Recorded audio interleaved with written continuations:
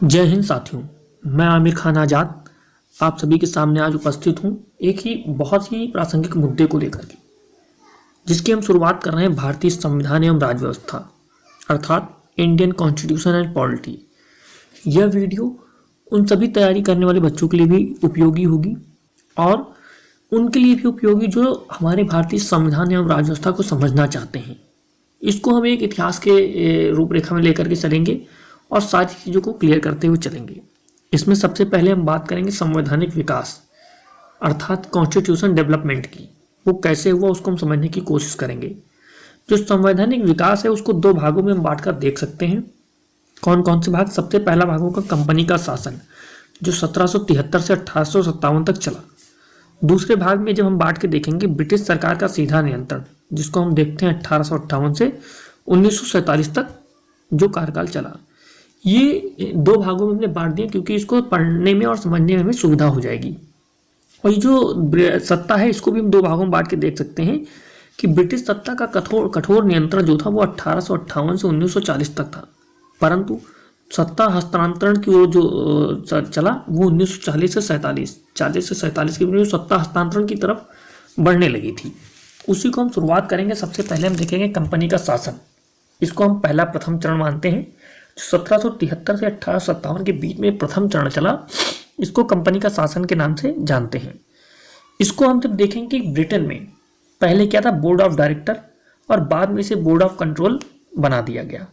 वहीं पर भारत की रूपरेखा में क्या था, सबसे पहले 1773 में बंगाल का गवर्नर जनरल बना, फिर 1833 में भारत का गवर्नर जनरल हो गया तथा उसी के साथ ये आगे चलता रहा।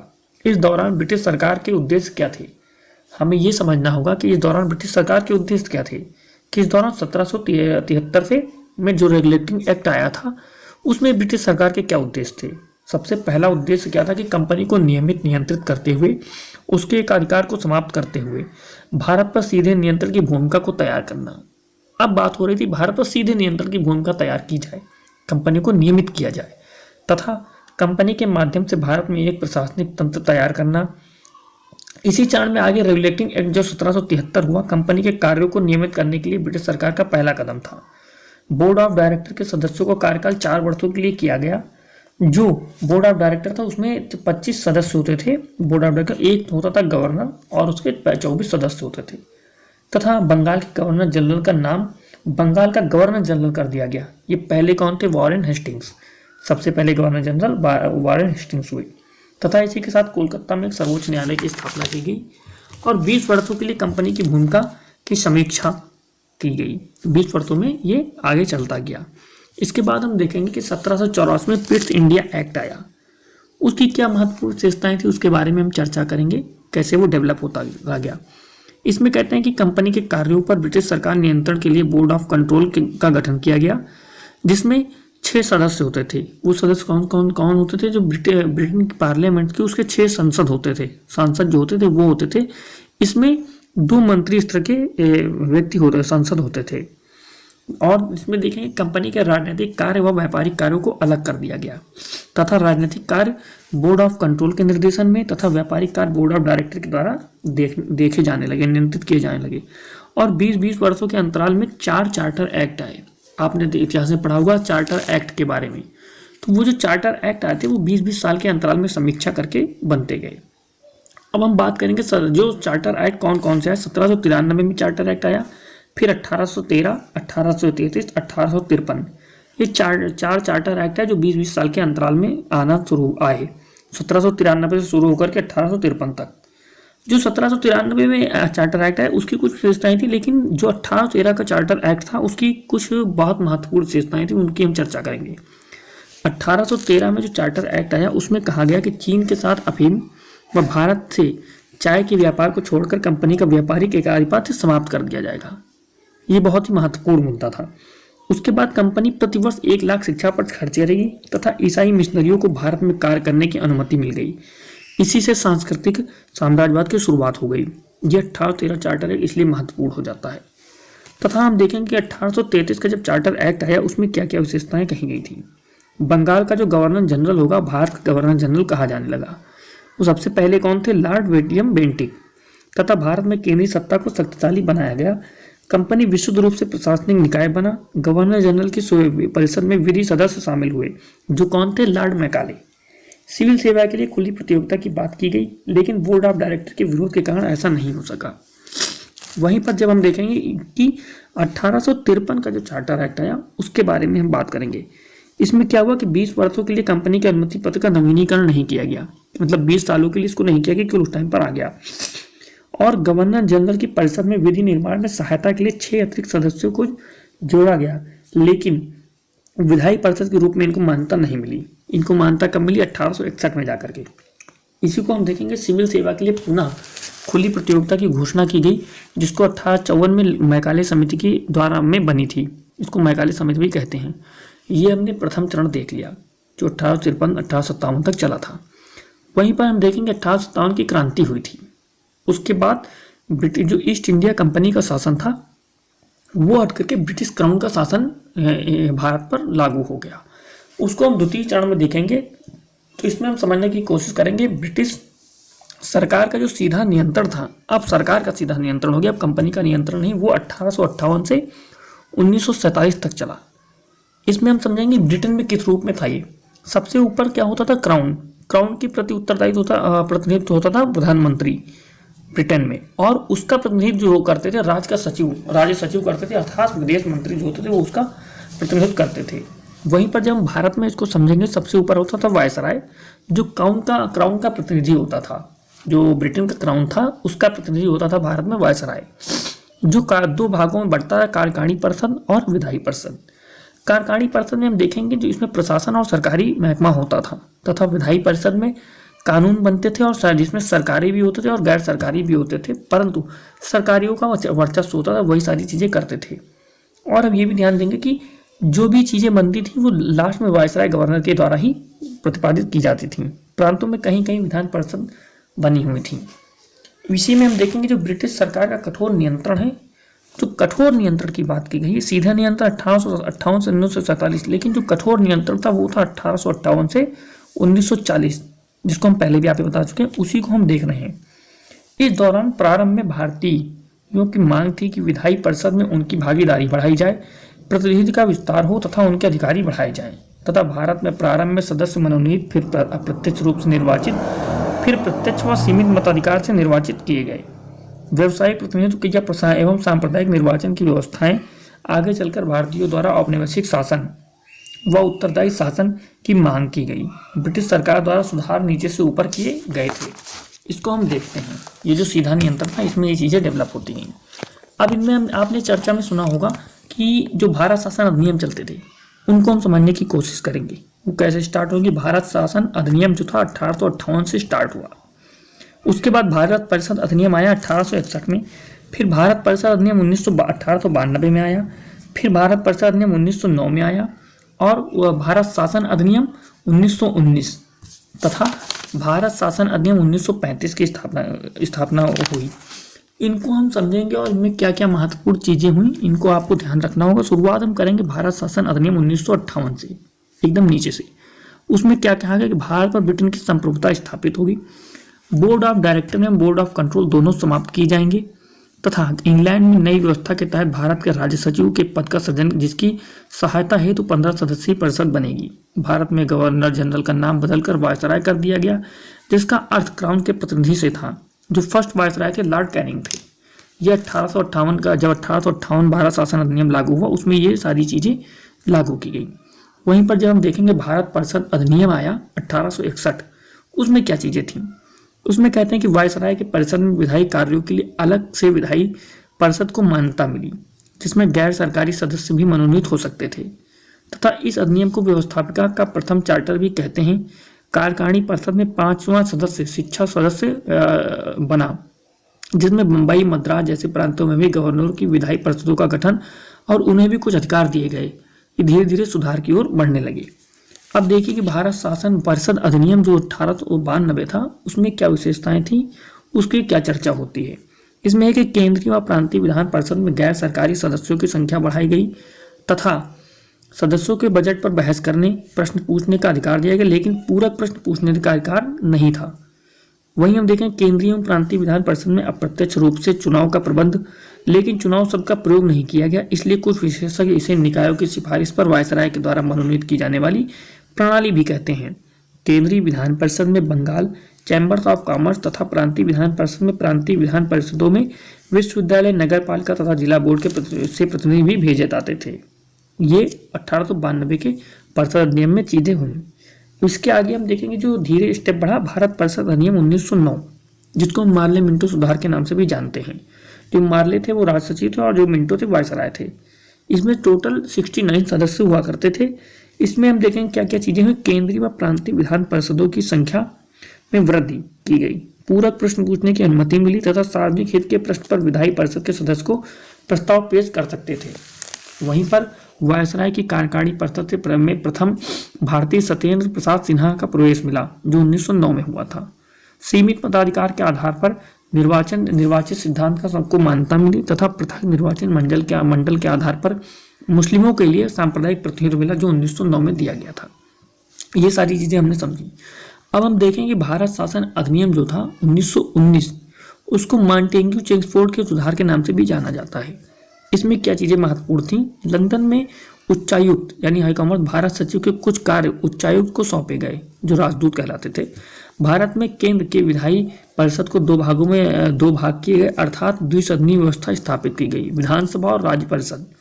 इसके द्वारा केंद्र के द्वारा प्रांतों को विधायी शक्तियां प्रत्यायोजित या हस्तांतरित की गई। प्रांतों में द्वैध शासन की स्थापना लागू की गई। जो गवर्नर होता कार्यकारिणी परिषद और विधान परिषद। कार्यकारिणी परिषद में आरक्षित मंत्री होते थे, महत्वपूर्ण विषयों को देखते थे, तो निर्वाचित जो विधायी परिषद होती थी उसमें निर्वाचित मंत्री होती थी, इसमें कम महत्वपूर्ण विषयों पर चर्चा होती थी और कानून बनते थे। उसी के साथ प्रांतों में द्वैध शासन की व्यवस्था लागू की गई। प्रांतीय विषयों को आरक्षित व हस्तांतरित दो भागों में बांटा गया। आरक्षित विषयों पर कार्य गवर्नर कार्यकारिणी परिषद की सहायता से और हस्तांतरित विषयों पर कार्य गवर्नर निर्वाचित मंत्री इत्यादि के माध्यम से करने लगा, लेकिन सभी विषयों पर अंतिम शक्ति गवर्नर व वायसराय में ही निहित थी। वहीं पर हम देखेंगे सांप्रदायिक प्रतिनिधित्व का विस्तार। सिख, भारतीय, ईसाई व आंग्ल भारतीयों के लिए भी पृथक निर्वाचन मंडल की व्यवस्थाएं की गई। और सबसे महत्वपूर्ण इसमें देखने को मिलता है कि स्त्रियों को मताधिकार यहीं से देने की शुरुआत हुई। जब हम देखेंगे भारत शासन अधिनियम 1935, इसकी हम चर्चा करेंगे, उसमें क्या महत्वपूर्ण चीजें हुई थी उसको हम देखने की कोशिश करेंगे। इसमें देशी रियासतों को शामिल करते हुए एक संघीय व्यवस्था की संकल्पना प्रस्तुत की गई, जो व्यवहार में स्थापित नहीं की जा सकी थी, तथा इसी के अनुरूप शक्तियों के विभाजन की व्यापक रूपरेखा प्रस्तुत की गई, अर्थात संघ सूची, राजसूची और समवर्ती सूची का उल्लेख किया गया। अवशिष्ट शक्तियों को वायसराय के पास रखा गया तथा वायसराय को वीटो या अध्यादेश की शक्ति दी गई। केंद्र में द्वैध शासन व्यवस्था लागू करने की घोषणा की गई, जो व्यवहार में लागू नहीं हो सकी, और प्रांत में द्वैध शासन समाप्त कर दिया गया, अर्थात स्वायत्त शासन व उत्तरदायी शासन की घोषणा की गई। 11 में से 6 राज्यों में द्विसदनीय व्यवस्था अर्थात विधान परिषदों की स्थापना, जो वर्तमान में 29 में से 7 राज्य हैं। जब हम देखेंगे संघीय न्यायालय, रिजर्व बैंक ऑफ इंडिया, संघ लोक सेवा आयोग इत्यादि की व्यवस्थाएं भी की गई थी। ये सारी चीजें हमने भारत शासन अधिनियम 1935 के अंतर्गत देखी। अब यहीं से हम शुरुआत जब देखेंगे हुई सत्ता हस्तांतरण की ओर जब बढ़ने लगी 1940 के बाद से, उसकी रूपरेखा कैसे तैयार हुई उसको हम समझने की कोशिश करेंगे। 1939 में ब्रिटिश शासन द्वारा युद्ध में शामिल होने की घोषणा से और प्रांतों को घोषणा हुई, तो प्रांतों में कांग्रेसी मंत्रिमंडलों का त्यागपत्र दे दिया। अब कांग्रेसों को 3 स्पष्ट मांगे थी। जब 1939 में युद्ध हुआ तो बिना किसी अनुमति के भारत को उसमें डाल दिया गया, तो कांग्रेसियों ने मंत्रिमंडल से त्यागपत्र दे दिया। जो भी सरकारें राज्यों में बनी हुई थी उनसे त्यागपत्र दे दिया और अपनी 3 स्पष्ट मांगे रख दी। सबसे पहली मांग क्या रखी, युद्ध काल में भारतीयों को तत्काल वास्तविक सत्ता मिले। दूसरी मांग, नागरिकों के द्वारा चुनी संविधान सभा जो अपना संविधान स्वयं बनाएगी, तथा तीसरी मांग यह रखी कि युद्ध के बाद स्वाधीनता की घोषणा की जाएगी। इन 3 मुद्दों के साथ कांग्रेसी उतर चुके थे। अब हम देखेंगे जो अगस्त प्रस्ताव 1940 में आया, जिसको वायसराय लिल नियोगों की घोषणा पत्र भी कहा गया था, इसके बारे में हम चर्चा करेंगे। युद्ध के पश्चात एक समिति का निर्माण होगा, जो भावी संविधान की रूपरेखा तय करेगी। इस प्रकार पहली बार स्पष्ट रूप से संविधान सभा की बात को स्वीकार किया गया, लेकिन निर्वाचित नहीं। ये जो अगस्त प्रस्ताव 1940 में, उसकी ये महत्वपूर्ण बिंदु थे।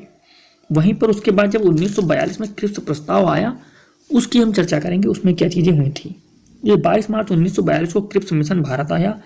युद्धोपरांत एक नया भारतीय संघ और डोमिनियन स्टेट होगा। ब्रिटिश भारत व देशी रियासतों को मिलाकर एक संविधान सभा बनेगी, जिसमें ब्रिटिश भारत के प्रतिनिधि प्रांतीय विधानसभाओं द्वारा समानुपाती प्रतिनिधित्व प्रणाली द्वारा निर्वाचित होंगे तथा जबकि देशी रियासतों से प्रतिनिधि मनोनीत होंगे, वहीं संविधान सभा में शामिल होना रियासतों की इच्छा पर निर्भर होगा। इस प्रकार सर्वप्रथम निर्वाचित संविधान सभा की बात स्वीकार की गई, लेकिन कुल मिलाकर कांग्रेस व मुस्लिम लीग ने इस पर प्रस्ताव का विरोध किया। ये इस प्रस्ताव 1942 की बात हो गई। इसके बाद हम देखेंगे कि वेवल योजना और शिमला सम्मेलन जो 1945 हुआ, उसकी क्या महत्वपूर्ण बातें थी। इसमें मुख्य मुद्दा था वायसराय की कार्यकारिणी परिषद के पुनर्गठन का था। वेवल ने सुझाव दिया कि वायसराय और प्रधान सेनापति को छोड़कर सब भारतीय होंगे। इस योजना के अनुसार कार्यकारिणी परिषद में स्वर्ण हिंदुओं और मुस्लिम प्रतिनिधियों की संख्या बराबर होगी तथा अनुसूचित जाति व सिखों को एक एक प्रतिनिधि होगा। लेकिन वेवल योजना का विरोध हुआ। अंततः सहमति स्थापित करने के लिए शिमला में सम्मेलन हुआ। यह शिमला सम्मेलन में वेवल के 14 सदस्यीय कार्यकारिणी परिषद का सुझाव दिया गया, जिसमें 5-5 नाम कांग्रेस और मुस्लिम लीग द्वारा सुझाए जाएंगे और 4 नाम वायसराय स्वयं तय करेंगे। लेकिन मौलाना आजाद के नाम पर को लेकर कांग्रेस और मुस्लिम लीग में मतभेद हुआ। यह पहला अवसर था जिसमें राजनीतिक कारणों नहीं बल्कि सांप्रदायिक कारणों से वार्ता असफल हो गई। ये बहुत ही महत्वपूर्ण बिंदु था कि जब कांग्रेस ने मौलाना आजाद का नाम दिया, तब मुस्लिम लीग ने कहा कि ये मुस्लिमों का नाम सिर्फ वही लेगी। इस बात पर उनका विरोध हो गया और ये बात आगे नहीं बन सकी। इसके आगे हम देखेंगे जब कैबिनेट मिशन 1946 में आया, उसमें क्या बातें हुई, किस तरीके से उसको डेवलप किया गया। भारतीय संघ की स्थापना होगी, जिसमें ब्रिटिश भारत व देशी रियासतें दोनों शामिल होंगी, जिसमें संघ के पास 3 विषय होंगे, विदेश, प्रतिरक्षा और संचार। ये 3 विषय संघ के पास होंगे तथा संघीय विषयों के अलावा सभी अन्य अवशिष्ट शक्तियां या विषय प्रांतों के क्षेत्राधिकार में होगा। संविधान निर्मात्री सभा के चुनाव की पहली पद्धति के इस प्रकार होगी कि प्रांतीय विधायिकाएं सांप्रदायिक आधार पर विभाजित अनुपातिक प्रतिनिधि द्वारा अपने अपने प्रतिनिधियों का चुनाव करेंगे। सभी प्रांतों को जनसंख्या के आधार पर प्रतिनिधि मिलेगा। प्रांतों में 10 लाख की जनसंख्या के आधार पर एक प्रतिनिधि बनाया जाएगा। इस प्रकार से संविधान सभा में कुल 389 सदस्य होंगे, जिसमें ब्रिटिश भारत से 296 प्रतिनिधि निर्वाचित होंगे और देशी रियासतों से 93 प्रतिनिधि मनोनीत होंगे। इस तरीके से उसकी रूपरेखा डेवलप की गई। लेकिन उसके बाद में जब हम देखें माउंटबेटन योजना आई, उसको हम समझने की कोशिश करेंगे। इसमें सबसे पहले होगा 2 पृथक डोमिनियन अर्थात भारत व पाकिस्तान की स्थापना होगी, जिनके बीच क्षेत्रों का बंटवारा इस प्रकार होगा। इनके बीच जो क्षेत्रों का बंटवारा होना था वो किस प्रकार से माउंटबेटन योजना में किया गया, उसको हम समझने की कोशिश करेंगे कुछ बिंदुओं के आधार। पहला होगा कि बंगाल व पंजाब का विभाजन वहां विधानसभाओं में अलग अलग जिलों के प्रतिनिधियों के निर्णय से होगा तथा दूसरा होगा कि पश्चिमोत्तर सीमा प्रांत व सिलहट में जनमत संग्रह कराया जाएगा। तीसरा, सिंध की विधानसभा समग्र रूप से निर्णय लेगी। चौथा, बलूचिस्तान की सभी प्रतिनिधित्मक संस्थाओं की संयुक्त बैठक में निर्णय होगा। पांचवा, इन कार्यों को पूरा करने होने से संविधान सभा को 2 भागों में बांट दिया जाएगा। छठवां, देशी रियासतों को यह अधिकार होगा कि वो जहां चाहे शामिल हो सकती हैं अथवा स्वतंत्र रह सकती हैं। इस प्रकार से माउंटबेटन योजना को लागू किया जाएगा। अब हम देखेंगे भारत स्वतंत्रता अधिनियम 1947 जो आया, उसमें क्या चीजें थी और कैसे वो डेवलप हुआ और कैसे धरातल पर उतरा। इसमें था कि भारत में ब्रिटिश साम्राज्य का अंत हो जाएगा तथा भारत को स्वतंत्र एवं संप्रभु राज्य घोषित किया जाएगा। राज्य सचिव वायसराय का पद समाप्त कर दिया जाएगा। अस्थायी रूप से गवर्नर जनरल का पद, जिसकी नियुक्ति नए राज्य के मंत्रिमंडल की सिफारिश पर किया जाएगा, लेकिन इस पर क्राउन का नियंत्रण नहीं होगा। वहीं पर संविधान सभा न सिर्फ संविधान बनाएगी बल्कि स्वतंत्र राज्य के लिए कानून भी बना सकती है तथा ब्रिटिश काल में कि किसी भी कानून को रद्द कर सकती है। और ब्रिटिश संसद को कोई कानून भारत पर अब लागू नहीं होगा और संविधान सभा द्वारा बनाई गई विधि इस आधार पर अवैध नहीं होगी क्योंकि वह ब्रिटिश संसद के खिलाफ है। उसी के साथ देशी रियासतों को किसी भी डोमिनियन में शामिल होने का अधिकार होगा, स्वतंत्र होने का अधिकार होगा, वो जहां पर रहना चाहे। वहीं पर रियासतों और पर ब्रिटिश सरकार की सर्वोच्चता समाप्त होगी तथा पूर्व में इनके साथ की गई सारी संधियां भी समाप्त हो जाएंगी। इस तरीके से इतिहास से में जाकर के हम सारी चीज़ों को समझते हैं कि कैसे स्टेप बाय स्टेप चीज़ें डेवलप होती चली गई और 1947 में हमारा देश आज़ाद हुआ। ये जो भारतीय संविधान और राज्य व्यवस्था का डेवलपमेंट था उसको हमने समझा और एक अच्छा डिस्कस किया। इसी के आधार पर हम आपके साथ आगे साझा करते रहेंगे और इसको आप समझिए कि जो सारे शासन अधिनियम थे 1935 थे और सारे जितने भी शासन थे उनको हमने एक महत्वपूर्ण बिंदुओं के साथ आपके साथ साझा किया है। जय हिंद, जय भारत।